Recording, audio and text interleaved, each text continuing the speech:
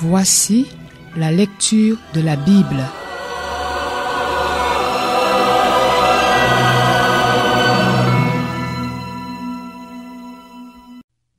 Matthieu, chapitre 7.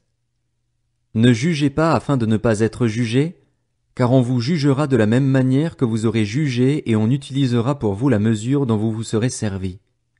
Pourquoi vois-tu la paille qui est dans l'œil de ton frère et ne remarques-tu pas la poutre qui est dans ton œil? Ou comment peux-tu dire à ton frère, « Laisse-moi enlever la paille de ton œil », alors que toi, tu as une poutre dans le tien?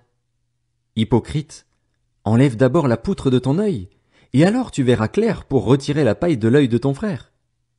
Ne donnez pas les choses saintes aux chiens et ne jetez pas vos perles devant les porcs, de peur qu'ils ne les piétinent et qu'ils ne se retournent pour vous déchirer. Demandez et l'on vous donnera, cherchez et vous trouverez, frappez et l'on vous ouvrira. En effet, toute personne qui demande reçoit, celui qui cherche trouve et l'on ouvre à celui qui frappe. Qui parmi vous donnera une pierre à son fils, s'il lui demande du pain? Ou s'il demande un poisson, lui donnera-t-il un serpent? Si donc, mauvais comme vous l'êtes, vous savez donner de bonnes choses à vos enfants, votre Père céleste donnera d'autant plus volontiers de bonnes choses à ceux qui les lui demandent. Tout ce que vous voudriez que les hommes fassent pour vous, vous aussi, faites-le de même pour eux, car c'est ce qu'enseignent la loi et les prophètes. Entrez par la porte étroite. En effet, large est la porte, spacieux le chemin menant à la perdition, et il y en a beaucoup qui entrent par là, mais étroite est la porte, resserré le chemin menant à la vie, et il y en a peu qui les trouvent. Méfiez-vous des prétendus prophètes. Ils viennent à vous en vêtements de brebis, mais au-dedans ce sont des loups voraces. Vous les reconnaîtrez à leurs fruits. Cueille-t-on des raisins sur des ronces ou des figues sur des chardons? Tout bon arbre produit de bons fruits, mais le mauvais arbre produit de mauvais fruits.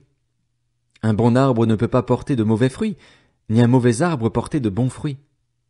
Tout arbre qui ne produit pas de bons fruits est coupé et jeté au feu.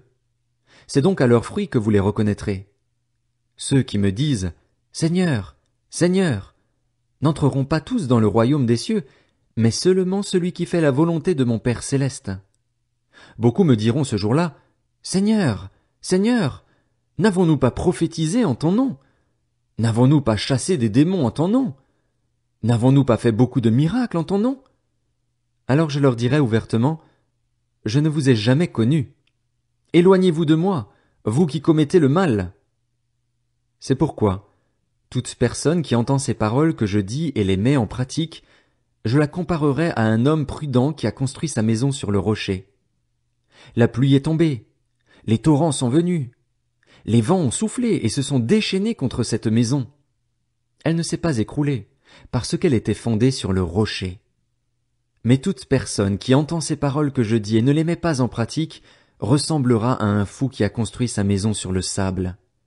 La pluie est tombée, les torrents sont venus, les vents ont soufflé et se sont abattus sur cette maison. Elle s'est écroulée et sa ruine a été grande.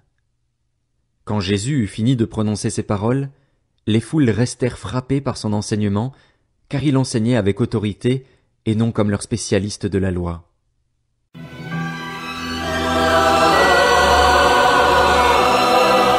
C'était la lecture de la Bible.